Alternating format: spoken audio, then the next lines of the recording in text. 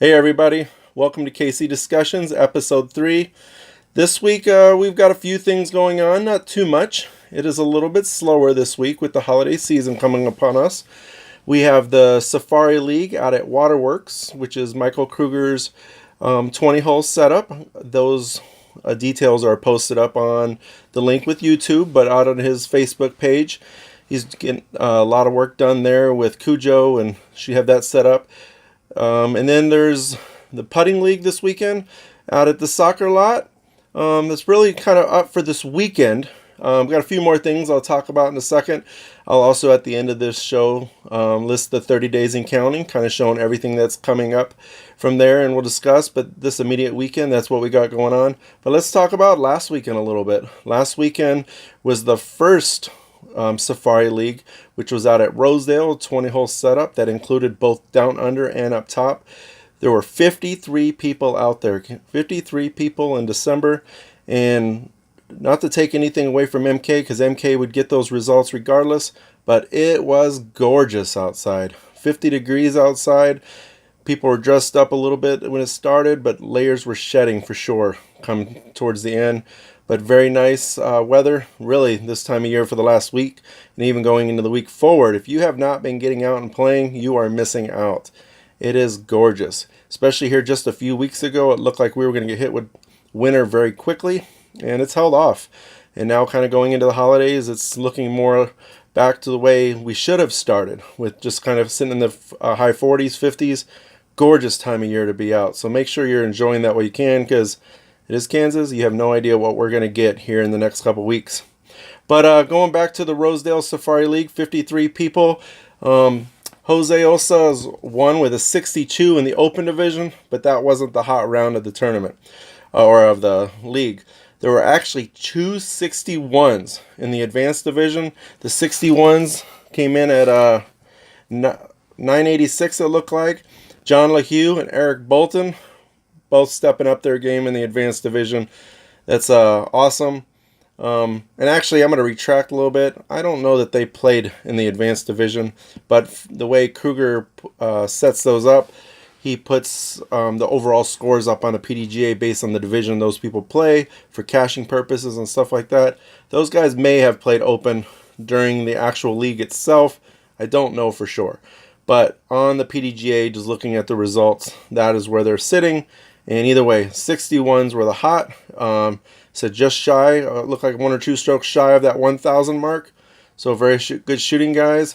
Good shooting, Jose. I did not shoot very good, but I had a good time being out again. 57 degrees in the middle of December.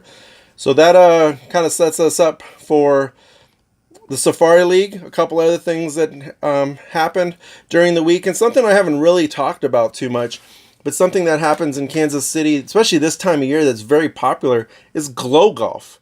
Do you guys glow golf? I only do it about once a year, and I actually went to the Prairie Center glow golf just yesterday. Probably the only time of the year I'll go. Had a great time. Tom Butler's been running that thing for 10 plus years. I want to say it's closer to like 14 years or something, but he's been running it for a long time. And that ace pull was crazy. It was over $1,000 going into last night. I was lucky enough. I wasn't paired with him, but I was on his card. Steve Thimish threw a hole 15 over the corner of the water at Prairie Center with a skip ace with a star boss, taking home a little over 500 and something, 500 and some dollars. It was pretty sweet. Good job, Steve. But there are other glow leagues that go on too. I don't know if you knew that or not, but if you don't know, again, check out the links. I have all those details there. But there's the glow golf at Prairie Center on Monday nights. They are on a hiatus now through the end of the year. They'll start back up in January. But then there's also one on Thursday out at Waterworks that Travis Trober and his crew, they run there on Thursdays. I'm pretty sure that runs even throughout the holidays. Sometimes they have to make changes based on weather and work schedules. But for the most part, that's always going on. And out at Bad Rock on Fridays, they're always running some kind of glow league. So again, the league season itself is over, but they're always continuously going on with something. Different work or different projects or stuff like that with different leagues.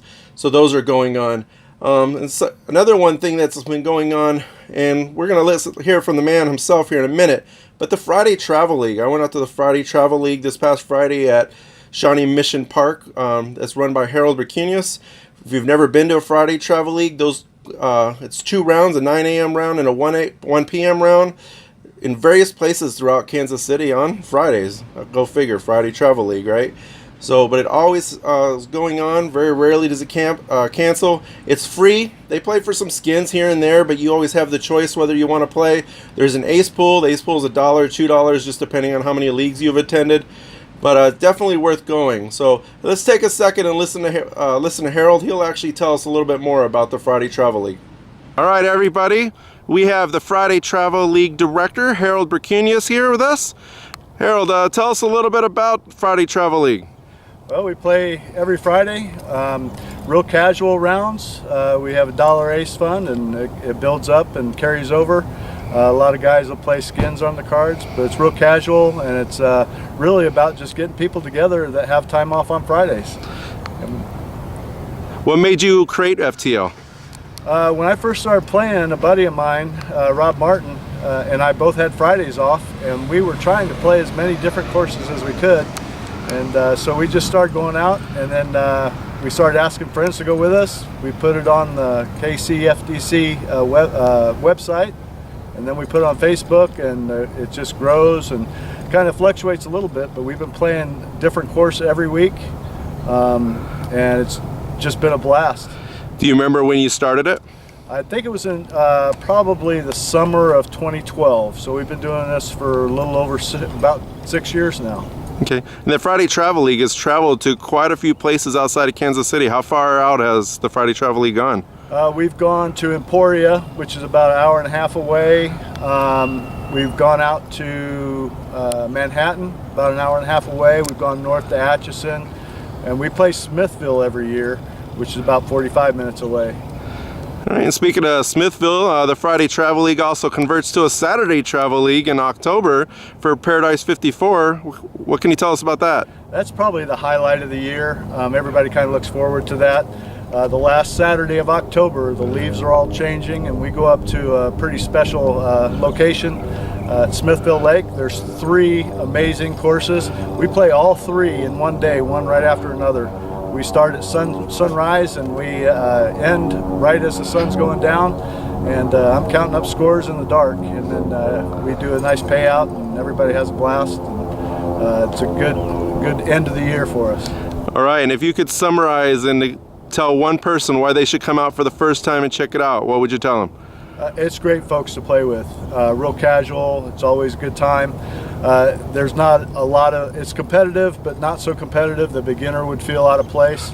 In fact, we started it with a lot of beginners. So beginners, experience, and the experienced guys and girls are always willing to give pointers. It's just a lot of fun, and it's easy, and pretty relaxed, good time together. All right, thank you, Harold. Absolutely, thanks, Scott. All right, guys, hope you guys enjoyed that from Harold. Again, give him the support he needs, and say thank you to him once in a while. Even if you never play his events, he is working hard and always trying to provide an outlet for a lot of players, especially through those days on Fridays. A lot of times where he is going to for his Friday Travel Leagues are in preparation for a tournament. Usually they're going to the location that the next weekend's tournament is going to be held, so it gives you another opportunity to be competitive while you're preparing for that tournament. All right, so with FTL, we talked about this coming weekend. Again, I'll have the 30 days and counting. I'm not going to go through those each and every week. I'm going to talk about the coming weekend's events.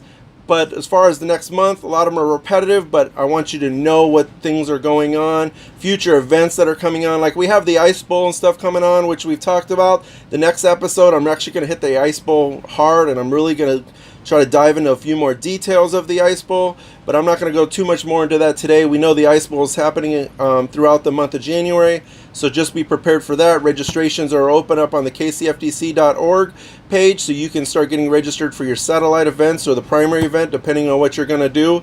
Next week, I'll also talk about the year-end open, which is the Flex Start 10 to noon out at Prairie Center. It's a fundraiser for the Kansas City miniseries. So that's happening, but I'll talk more about details about that. Again, the links for the registration for that are here on YouTube or also out on the Facebook event page for the Kansas City discussions page. Just last things, be kind of a quicker episode for us here. But there's two things I kind of wanted to educate people further that I haven't really talked about. One, there are a lot of groups throughout Kansas City that help out and do various things. And you have people like Gary Dean, JP3, who are out always on the course working, Cujo, people working on the individual courses with Team Send It and those guys. But we also have the Rogues of Rosedale that are out. And actually this past Saturday when we were having the Safari Leagues, we saw... and I'm not positive, I just saw the post from Rogues of Rosedale, but I do know some of the Whiskey Disc guys were out there as well, so I don't want to take credit from one organization versus the other, but there were multiple guys from both of those areas, and they were I saw Will Mersman putting asphalt with a buddy over in front of this T-pads. They were putting in new spindles, new freshly painted spindles down in the down under section. They were trimming some trees and cleaning up the park. And while those 53 people were at a league and countless recreational players, the down under league that was getting ready to take place, we probably had about 20 plus players.